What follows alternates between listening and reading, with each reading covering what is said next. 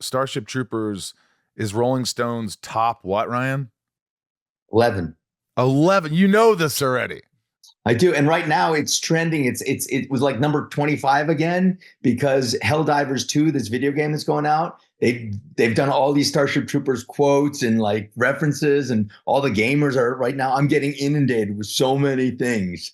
It's unbelievable. Just the life that movie has sometimes. You know? What are the odds though of being on a movie that gets a sort of a reaction like that? I mean, most actors would dream of being on something that has legs like that just keeps going.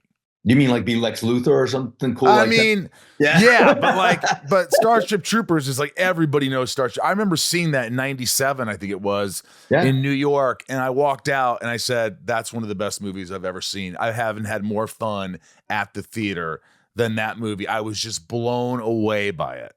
So now you're one of the majority now, but back in the day, you were one of the minority in America because in the States, it went over a lot of people's heads.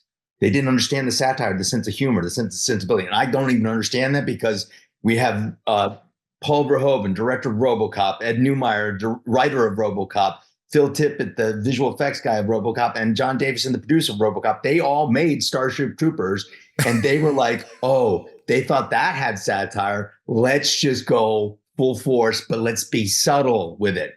I don't think it was as subtle, but then when it came out, when they said we were so subtle, and I was like, no, you guys weren't. This was not subtle at all. And and then when it came out and went over people's heads, I went, what? So they missed the point of it. They didn't understand it. I don't know what the difference was when it first came out, but it seems it's had a lot of a life. It's had a long life. So it didn't make a lot of money when it first came out? No, it didn't do as well as they thought. This is the deal. They did a big they did like New York Times or Washington Post or something like that, did a thing there. They got 1,013 and 14-year-old boys to go buy a ticket to Mr. Bean and see if they could sneak in to Mr. Bean and the multiplexes.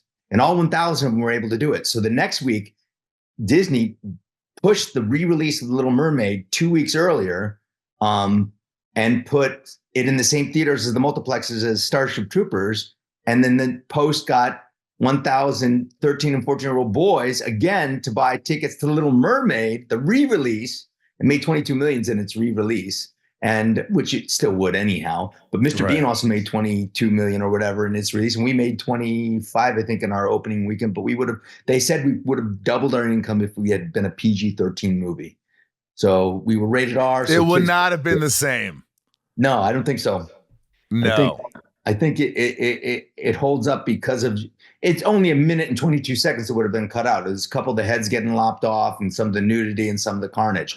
That's what really got it. Well, I think one of the bugs taking somebody from behind or something like that. There's a couple of things that happened in it. Colonel Lindsay, he got it.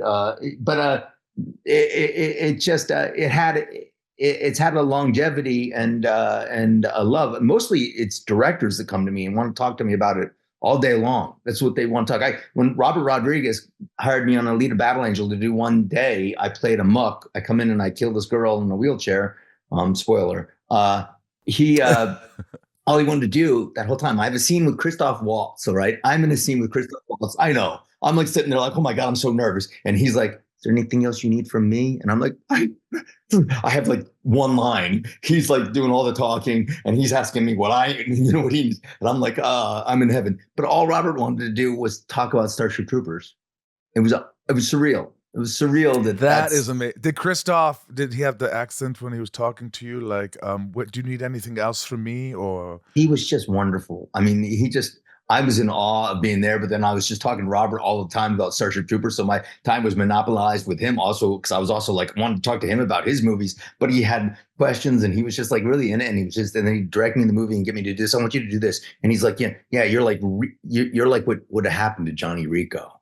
And this is the way he thought. I mean, it was so cool. I love him. He's amazing. Wow, that is awesome.